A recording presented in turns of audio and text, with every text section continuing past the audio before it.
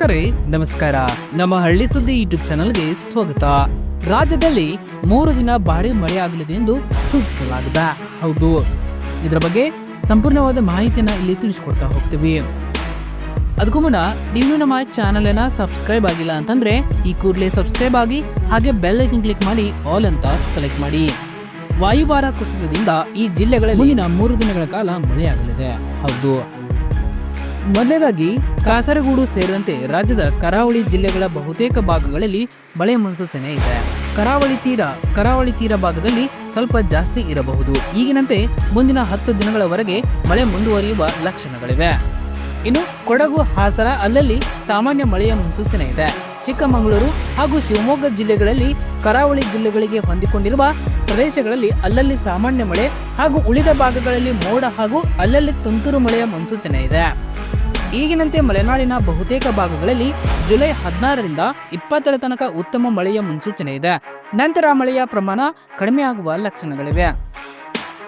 ಇನ್ನು ಉತ್ತರ ಒಳನಾಡು, ಬೆಳಗಾವಿ, ಧಾರವಾಡ, ಹಾವೇರಿ ಜಿಲ್ಲೆಗಳಲ್ಲಿ, ಉತ್ತರ ಕನ್ನಡ ಜಿಲ್ಲೆಗೆ ಹೊಂದಿಕೊಂಡಿರುವ ಪ್ರದೇಶಗಳಲ್ಲಿ ಅಲ್ಲಲ್ಲಿ ಸಾಮಾನ್ಯ ಮಳೆಯ ಮುನ್ಸೂಚನೆ ಇದೆ. ದಾವಣಗೆರೆ ಜಿಲ್ಲೆಯ ಒಂದೆರಡು ಕಡೆ ಮಳೆ ಇದೆ.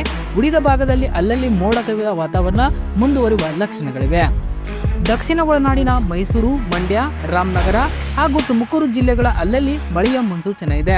ಉಳಿದ ಭಾಗಗಳಲ್ಲಿ ಅಲ್ಲಲ್ಲಿ ಮೋಡ ಕವಿದ ವಾತಾವರಣ ಇರಬಹುದು. ಈಗಿನಂತೆ ಜುಲೈ 16ರಿಂದ ರಾಜ್ಯದ ಉತ್ತರ ಹಾಗೂ ದಕ್ಷಿಣ ಒಳನಾಡು ಭಾಗಗಳಲ್ಲಿ ಉತ್ತಮ ಮಳೆಯ ಮುನ್ಸೂಚನೆ ಇದೆ. ಬೆಂಗಳೂರು ಜುಲೈ 18 ಮತ್ತು 19ರಂದು ಸಾಧಾರಣದಿಂದ ಭಾರಿ ಮಳೆ ಬರಲಿದೆ. ಇದರೊಂದಿಗೆ ಬೆಂಗಳೂರು ಗ್ರಾಮಾಂತರ, ಶಿವಮೊಗ್ಗ, ಮಂಡ್ಯ, ಮೈಸೂರು ಮತ್ತು ಕೋಲಾರ ಜಿಲ್ಲೆಗಳಲ್ಲಿ ಸಹ ಭಾರಿ ಮಳೆ ನಿರೀಕ್ಷೆ ಇದೆ. 2 ದಿನ ಯೆಲ್ಲೋ ಅಲರ್ಟ್ ನೀಡಲಾಗಿದೆ. ಅರಬ್ಬಿ ಸಮುದ್ರ ಭಾಗದಲ್ಲಿ ಮತ್ತೆ ವಾಯುಭಾರ ಕುಸಿತ ಉಂಟಾಗಿ ಕಾರಣ ಮುಂದಿನ 3 ದಿನಗಳಲ್ಲಿ ಒಳನಾಡು ಜಿಲ್ಲೆಗಳು ಸೇರಿದಂತೆ ರಾಜ್ಯದ ವಿವಿಧ ಜಿಲ್ಲೆಗಳಲ್ಲಿ ಧಾರಾಕಾರ ಮಳೆ ಆಗಲಿದೆ.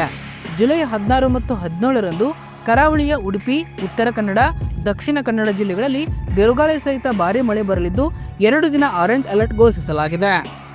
ಧನ್ಯವಾದಗಳು. ಇದೇ ರೀತಿ ಹೆಚ್ಚಿನ ಮಾಹಿತಿಗಾಗಿ ನಮ್ಮ ಹಳ್ಳಿ ಸುದ್ದಿ ಯೂಟ್ಯೂಬ್ ಚಾನಲ್ ಅನ್ನು ಸಬ್ಸ್ಕ್ರೈಬ್ ಆಗಿ.